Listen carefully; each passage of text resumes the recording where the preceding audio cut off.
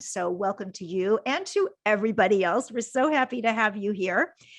Now, back in 1970, when Gentle World founders Light and his late wife's son became vegan, there was no animal rights movement. There was no online education, and there were no other vegans that they knew of, and no word that they were aware of for what they were doing. Well, guess what? They did it anyway. And today we are welcoming Light and Gentle World Outreach Director Angel Flinn as our very special guests. Welcome, Light and Angel. Thank you for having us. We're very happy to be here. Thank you for that introduction. Now you're sounding a little bit not very loud to me. So speak up and cozy up to the computer, pretend like it's a fireplace and you're in Vermont in February, because we all want to be able to hear you. So we'll get a little closer. Okay, so welcome. And I'm just interested in what the world looked like to you in 1970 when you realized there might be another way to live. Well, it looked a bit as bleak as it looks today. That was the greatest discovery I ever made in my life, was to realize really my path in life, which was to help. When my wife and I went to a movie and saw the way they kill the bulls, for food. When we came out of that theater, we said, well, we can't eat meat anymore if that's what they do. And that started us on a path of what became veganism. We didn't even know there was a word. We actually thought we invented not eating meat. We knew there were vegetarians, but we didn't know anybody who had stopped leather and silk and feathers and all that. We thought we invented it at the time. The only other people we knew later were the Dinshars, who were very instrumental in our lives, actually, and in helping us. And of course, Freya still is. And what happened is we got to a point where we couldn't eat with other people. My mother, everybody was afraid we would die, because in 1970, the only what they thought was the only source of protein was the combination of rice and beans. They didn't know there were proteins in plant life. So everybody, including my parents, thought we would die. So they would sneak, meat sauce when they cooked for us, into our food. So eventually we had to stop eating what they were cooking. And we would mention this to our friends. We thought that would be all we would need to do, is mention the plight of the animals, and they would join us, which didn't turn out to be true. But a few people do, and that's how the commune began, because we had to separate from the rest of the world, which in a way we still do, but our world we separated from is getting bigger all the time. It's amazing for me to see vegan products in supermarkets, normal supermarkets, to see vegan stamped on different areas, not only food, but TV and everything, where they mention vegan not as a joke anymore, but as a real progressive move. And that can only get better, because it's an idea whose time has come, and we know what that means. Yes. Once an idea's time has comes, there's no turning it around. Oh, that's beautiful. So how did it go from you and son being vegan to Gentle World, an intentional community? Well, my folks owned a resort hotel in the upstate New York in the Catskill Mountains, if anybody knows where that is. And there were all the staff were young people, and of course we would talk to them about what we had learned, how they hurt animals. That's our dog celebrating the dog month. And eventually the world was a place that didn't understand, and still doesn't understand the truth of that. It was the first time I knew an irrefutable truth. It was the first time. Everything else I knew at the time, I was about 29.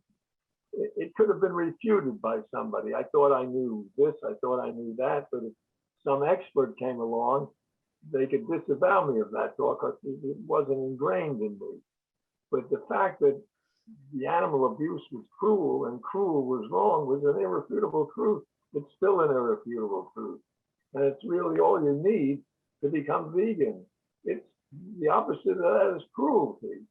And we can't live with cruelty on this planet, as we're seeing more and more with wars going on and talking about nuclear war.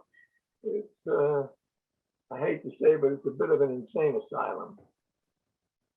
And that's one of the most insane things they do is kill. And the separation of killing animals and killing people is not separate. It stems from the same lack of empathy, which has to change. And I do see it changing. It's the most hopeful thing I see on this planet is the move toward veganism. At least in this country, I'm not familiar, outside of here, but I see what's happening here. It's just getting more accepted. It's a wonderful thing, and it's miraculous for me to witness, actually, after 52 years of being vegan, to see it finally, receiving acceptance from people I never thought it would. Oh, so true. So either one of you, Light or Angel, just tell us a little bit about the mission of Gentle World. What do you guys do, and what do you hope to effect? Well, it started as an intentional community, and as we were discussing, Light and Sun became vegan at this time when nobody else was. And as they were talking to people about it, those people who understood and felt the same way kind of wanted to join forces. So it became, a commune, or what you would call an intentional community. And because they had this very strong mission about wanting to just awaken people to an awareness of the animal situation, the non-human animal situation, they began developing recipes. That was kind of the first thing, was, hey, let's make the food taste better so people can be more open to this idea. And in 1981, they published the very first full-length vegan cookbook in the United States. And with the publication of that book, Gentle World actually became an educational organization, a nonprofit 501c3. And so at that time, it kind of became, okay, well, what is this mission? It's to awaken people to this vegan awareness. And so following on from there was cooking classes, seminars, workshops, consultations, just anything that they could do as a group of volunteers to help raise vegan awareness. And following from that was some major events like 2 celebrity banquets. I wasn't there for these times, so I have the broad strokes, but those are some major accomplishments. And also the publication of two of the first vegan nutrition books in the 1980s, Dr. Piper's book, Vegan Nutrition, Pure and Simple, and Pregnancy Children and the Vegan Diet. And of course, this Gentle World's history spans decades. So in these years, there was the opening of a restaurant on Maui to help people learn about incredibly delicious vegan food, the publication of another cookbook, and then the opening of 2 educational centers, one in New Zealand and one here in Hawaii, where we are now. And of course, we have our website, we have a newsletter, and we have had a visitor program. Right now, it's on pause because of COVID.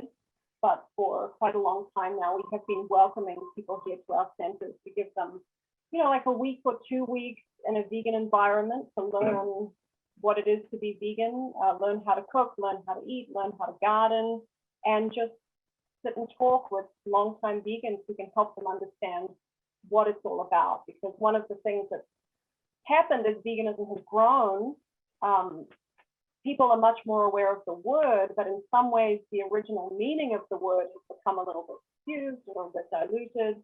And so some people come to us you know, kind of at the brink of wanting to become vegan and they don't really know what it really is. So we try to help people understand, you know, this is a really a very important, very powerful stand against nonviolence. It's a commitment to stand for nonviolence. It's a commitment against cruelty and for justice. And we try to help people understand it on that level so that when they go out into the world, they're going out there with a definition of veganism that can really stick.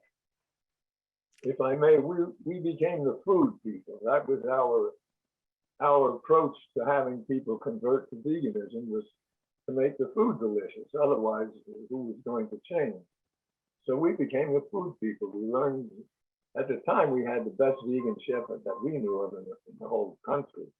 Of course, now there are hundreds of them, which is it's a source of pride, and in a realistic sense, to see what's going on with the change toward veganism. I know it's nowhere near enough, but it's heartening. And it's one of the few things nowadays in the world that is heartening. So we became the food people. We made, including opening a restaurant, you know, on our door where McDonald's has that billion served, we had over our door a million saved, which I thought at the time, and still do, was kind of cute and meaningful. You know, it's amazing because nowadays people come into veganism and there's everything you could possibly want. There's ice cream, there's yogurt, there's cheese, there's all sorts of different meats, and now they're doing seafood and all these different things. But back then, there were no alternatives. There weren't really health food stores or products like that you can now buy and do it so conveniently. Absolutely. We thought we had stopped ice cream forever. We didn't think we'd ever get ice cream again, or many other things. Shoes, we had to travel, I don't know, halfway out west to get a pair of non-leather shoes. Now, the world has changed in that way, and it's one of the few good changes I see. And I believe that Gentle World brought us the first vegan medical doctor who was active in this movement in the United States. Some of you came to the Vegetarian Summerfest. It was either 1983 or 1984. I just know my daughter was in my arms, so I'm not sure exactly how old she was, but she was a baby. And everybody had this kind of scuttlebutt. There's a medical doctor here. There's a medical doctor here. Well, that turned out to be Dr. Michael Clapper. And I remember thinking, oh, we have a medical doctor now. Well, everything will change. Well, everything has changed. It's just taken a while. But you have Dr. Clapper is still doing amazing work. He's an absolute powerhouse, and he just seems to do more and more every year. It's absolutely amazing what he's doing for the world, educating the medical students and, you know, everybody in the medical profession. He's trying to provide really excellent educational resources. Yeah, wonderful man. And he lived with us, what was it, about 5-6 years, I believe. Something like that, 5 or 6 years. Yeah, he made some major changes in our lives and healed not only people when he lived with us, but he used to stitch up turtles that were, you know, tortoises, big tortoises that were run over by cars and crack their shells. He found a way to sew them up and to heal them. And many other animals, cats, dogs, whoever was hurt. There was once a time where one of the Gentle World members rescued a frog out of the mouth of a snake. So the frog was being bitten by the snake. One of the members pulled the frog out, and Dr. Clapper stitched the frog up, which is just an incredible story, because you think about when doctors go through medical school, it's kind of an unavoidable part of medical school, at least back then, from what I understand. They dissect a lot of frogs. So that one experience of stitching the frog up was like the opposite of that, you know, like a healing somehow. By the way, that frog healed, and it must have taken 30 stitches. It healed in about 3 or 4 days, and we put it in our lake, which was a very happy moment to see that frog swim with great alacrity. Wow. Yes, that was quite a moment to watch him stitching instead of cutting a living animal.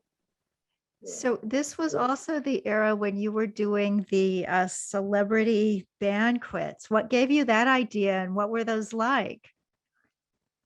That was actually my wife's son who thought of that. It was National Vegetarian Day or something. And my nephew was River Phoenix, and of course now Joaquin Phoenix is my sister-in-law's children.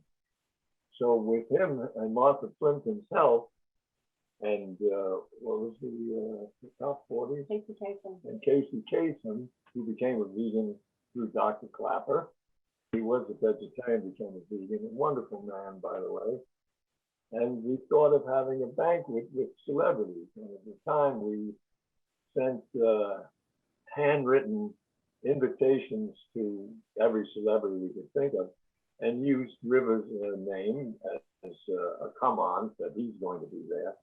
And we had celebrities back then, a lot of them that people wouldn't know now, but we had, let me put on my glasses, just read a few names that you know.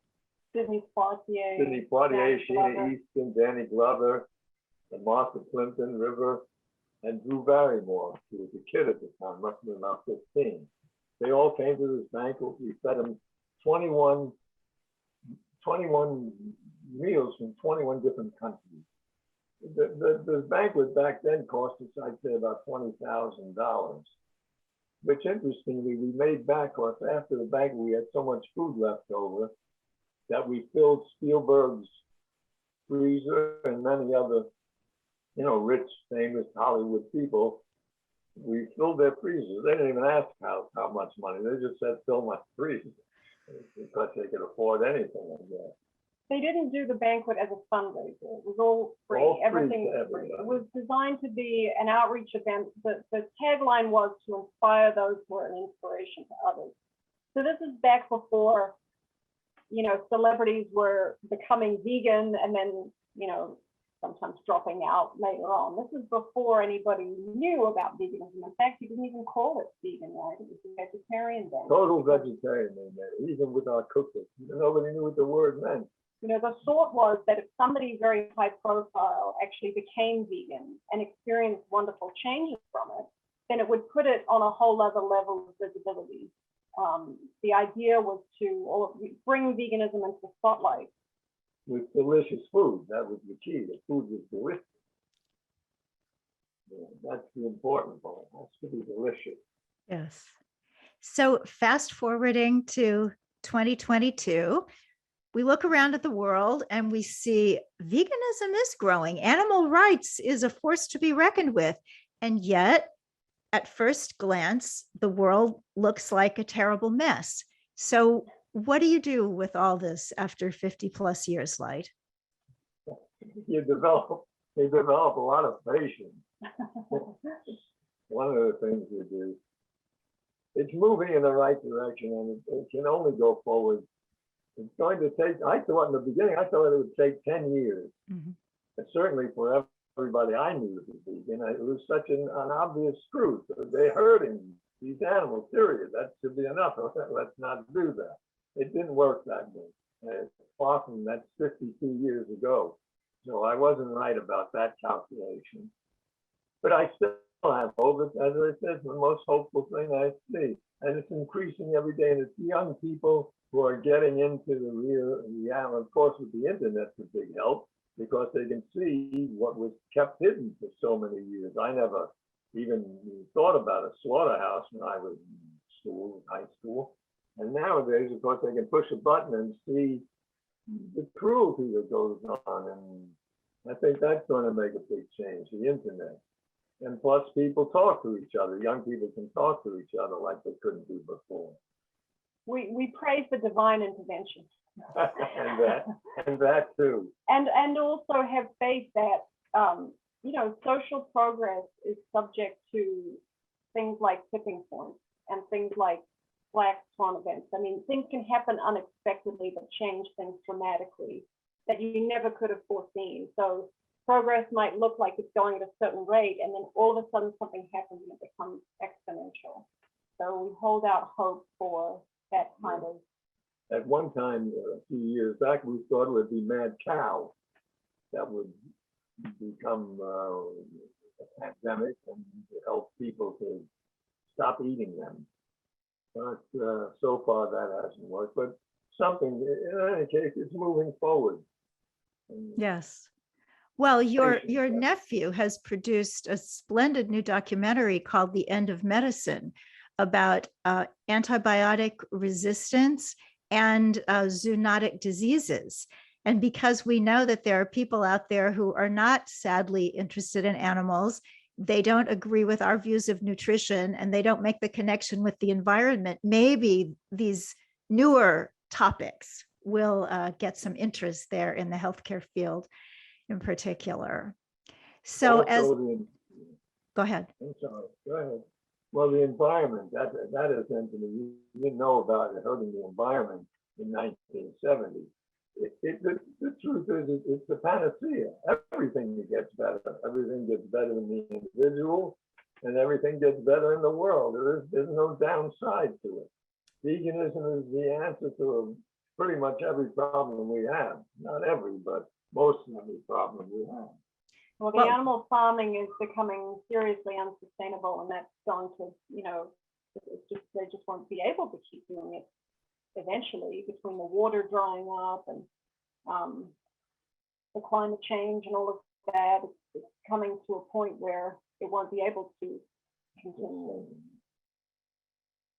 Well, thank you both so much for being here. Thank you for adding a great deal of light to our afternoon or morning for you in Hawaii. Thank you for all that you do. And I hope that you can stay around with us until the end. And if you do have to leave, we just wish you every kind of blessing, and may Gentle World thrive and prosper on into the future. We will stay around, but I want to leave you with something I wrote everything's a long time ago after a certain age. It's something I wrote a long time ago. If you would walk toward truth, If you would lead the way. It's so long ago, I don't remember it. If you would lead the way, walk toward truth, for there are those who follow, guided only by your footprints. Thank you. I'll leave you with that, but we will hang around. And thank you for the beautiful service. It's very uplifting and empowering. So We're grateful for it. Yes, thank you. Oh, thank you so much. And thanks for all the inspiration.